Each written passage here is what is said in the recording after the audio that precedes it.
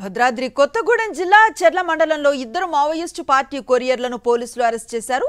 చెర్ల మండలంలో దానవాయిపేట గ్రామ శివార్లో పోలీసులు వాహన తనిఖీలు చేపట్టగా బూరుగుపాడుకు చెందిన సోడి దీపక్, బీజాపూర్ జిల్లాకు చెందిన మంగళతురాకు చెందిన కుంజం ఇడుమలను అదుపులోకి తీసుకున్నారు. వీరిని విచారించడంతో గత కొంతకాలంగా మావోయిస్టు పార్టీకి కొరియర్లుగా చెప్పినట్లుగా పోలీసులు తెలిపారు.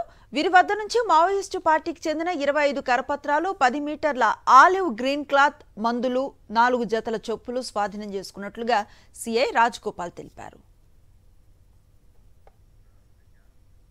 సింగరేణి ఎన్నికల ప్రచారంలో భాగంగా తెలంగాణ సింగరేణి ఉద్యోగుల సంఘానికి హెచ్ఎంఎస్ యూనియన్ కు మద్దతుగా ప్రచారంలో పాల్గొన్నారు.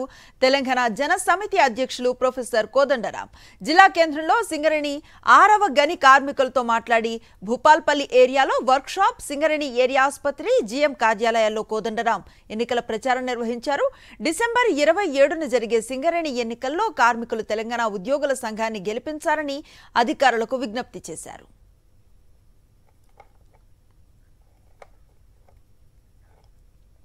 డిసెంబర్ 19న శ్రీవారి ఆలయంలో కోయిల ఆల్వార్ తిరుమంజనం జరగనుంది. ఈ నెల 17 నుంచి జనవరి 14 వరకు ధనుర్మాసం ప్రారంభం కానున్న నేపథ్యంలో నెల రోజుల పాటు సుప్రభాత సేవలకు బదులు తిరుప్పావై పాసురాలను పఠించనున్నారు. ఇక వైకుంఠ ఏకాదశిని పురస్కరించుకొని కోయిల ఆల్వార్ తిరుమంజన సేవ డిసెంబర్ 23న వైకుంఠ ఏకాదశి, 24న ద్వాదశి కావడంతో 10 రోజుల పాటు వైకుంఠ ద్వార దర్శనానికి అనుమతించనున్నారు. జనవరి 21తో ఈ దర్శనం ముగించనున్నారు.